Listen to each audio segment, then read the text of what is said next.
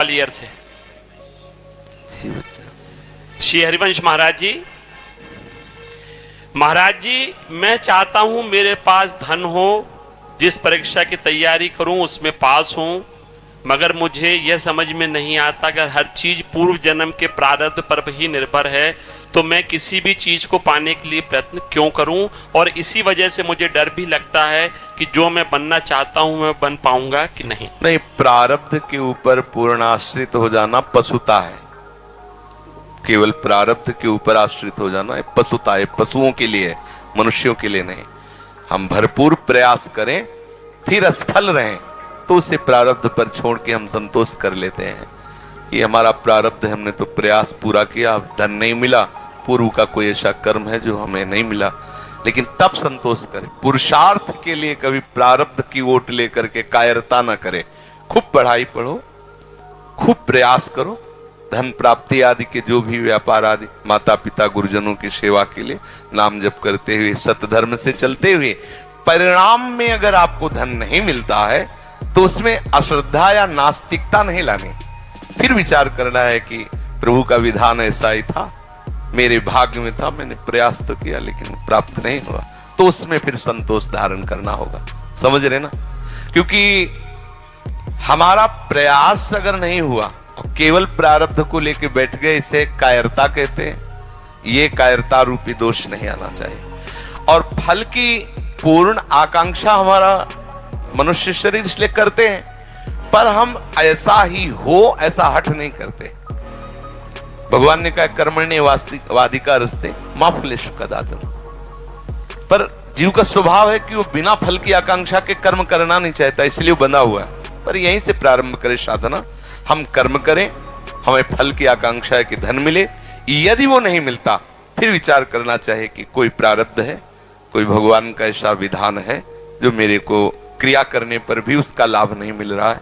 जैसी प्रभु की इच्छा, निराश ना हो, हताश ना हो, पुनः प्रयास करें। वस्तुतः वो विजय को ही प्राप्त होगा पुरुषार्थी। क्या विजय को प्राप्त होगा? कई बार प्रयास करने के बाद जब असफल रहेगा तो उसे वैराग्य हो जाएगा, फिर उसे भगवान से सच्चा अनुराग होगा, फिर वो सच्चा धनी बन जाएगा। समझ रहे ना? उसको प्रारब्ध नष्ट नहीं कर सकता जो पुरुषार्थी है। शास्त्रों में आता है उत्साह संपन्न मदीर्घ सूत्रम क्रिया विधिज्ञम विष्णेश्वसक्तम सूरम कृतज्ञम दृढ़ सौहृदंच लक्ष्मी स्वयं याति निवास हेतु। जो उत्साह से संपन्न रहता हर समय, कभी परास्त नहीं होता। करूंगा 50 बार मुझे मुनाफा नहीं हो फिर भी करूंगा। उत्साह संपन्न मदीर्घ सूत्रम, अरे कल कर लेंगे, दीर्घ सूत्री नहीं, आज अभी इसी क्षण से मैं लगता हूं, अधिक से अधिक मेहनत करूंगा। उत्साह संपन्न मदीर्घ क्रिया विधिज्ञम, क्रिया का विधान जानने वाला हो। मूर्खता पूर्ण क्रिया नहीं, क्रिया का विधि कैसे, किस व्यापार से कौन सा लाभ होता है, उस व्यापार का पूर्ण मर्मज्ञ होना चाहिए, उस क्रिया का पूर्ण मर्मज्ञ होना चाहिए। विष्णु सुशक्तम, जिस व्यापार या नौकरी में लगे उसे खूब मतलब पूर्णतया, जो पद मिले, जो कार्य मिले, पूर्णतया निभाने की चेष्टा करे। उसमें कायरता, उसमें प्रमाद, उसमें ये कि भाई 8 घंटे काम किसी तरह 8 घंटे निपाटना, ऐसा नहीं। कोई देखे या ना देखे, मेरा प्रभु देख रहा है। व्यसने सशक्तम, अपने व्यापार में, अपनी नौकरी में पूर्णासक्त चित्त होकर के सम्यक रूप से करे। सूरम, बलवान होना चाहिए। कृतज्ञम, दूसरा यदि कोई तुम्हारे प्रति हित का बर्ताव किया है तो उसके प्रति कृतज्ञता होनी चाहिए कि आपने बड़ी हमारे प्रति सहयोग की वृत्ति की, कभी हमें भी सेवा का अवसर मिले। सूरम कृतज्ञम दृढ़ सौहृदंच, हृदय में दृढ़ता होनी चाहिए। कुछ भी बिगड़ जाए मैं ऐसा करके रहूंगा, मर चाहे जाऊं। दृढ़ता और सौहृदंच, सबसे प्यार का बर्ताव। बोले ऐसे पुरुष के आगे प्रारब्ध परास्त हो जाता है और लक्ष्मी स्वयं याति निवास है, तो स्वयं लक्ष्मी चल के उसके घर में आने लगती है। इसलिए परास्त होने की तो जरूरत नहीं है। अगर कहीं परिणाम हमें कई बार निष्फलता लगती तो हमें फिर भी निराश होने की जरूरत नहीं, हम उत्साह संपन्न होकर लगते रहे। जैसे आप पढ़ाई पढ़ रहे हो, मान लो फेल हो गए, तो कुछ बच्चे ऐसे हैं जो अल्पज्ञता के कारण वो विचार करते अब तो फेल होगा। माता पिता भी ऐसे अल्पज्ञ हैं कि उनको मानसिक टॉर्चर करने लगते, इतना पैसा लगाया तुम फेल हो गए, तो वो बच्चे आत्महत्या करने के लिए उतारू हो जाते हैं। कभी भी ऐसा किसी को भी नहीं करना चाहिए। अगर अपना बच्चा फेल हो रहा है तो उसे प्रोत्साहन देना चाहिए, कोई बात नहीं, इस बार फेल हो गए तो आगे जरूर पास हो गए।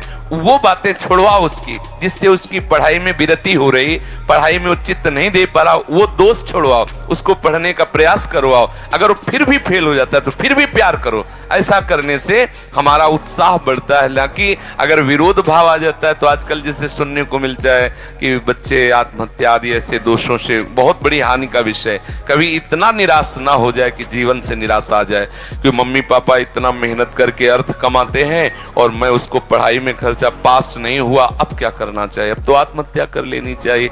ऐसे विचार कभी नहीं आने चाहिए, समझ रहे हो ना। क्योंकि आशा हमारी कभी टूटे ना और निराशा कभी हमें परास्त न कर पाए, ये बात जीवन में हर एक व्यक्ति को ध्यान रखना चाहिए, संसार में भी और परमार्थ में भी।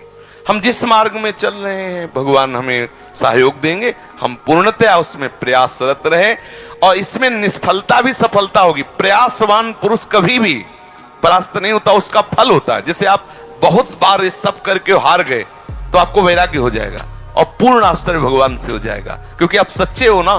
तब आपको लगेगा कि प्रभु क्या आपकी कृपा में कोई कमी है ना, तब तो कृपा सच्ची मानिए। जिस समय अंतःकरण से प्रभु के आश्रित होगे उसी समय कोई ना कोई ऐसा मार्ग निकल आएगा जिसमें आप पूर्ण सफल हो जाओगे। प्रयासरत पुरुषार्थ करने वाला पूर्ण निष्फल कभी हो ही नहीं सकता। प्रारब्ध नाना प्रकार की बाधाएं उसको परास्त करेंगे माना, लेकिन वो विजय को प्राप्त होगा, क्योंकि पुरुषार्थी है, वो उत्साह से संपन्न है, वो क्रिया की विधि को जानने वाला है, दृढ़ता पूर्वक क्रिया करने वाला, इसलिए परिणाम उसका मंगलमय होगा। समझ गए। पढ़ाई में भी और व्यापार में भी लोक में धन की आकांक्षा होती है, आकांक्षा करना कोई पाप नहीं है, क्योंकि इस व्यवहार मार्ग में धन की आवश्यकता होती है, पद की आवश्यकता होती है, जिसे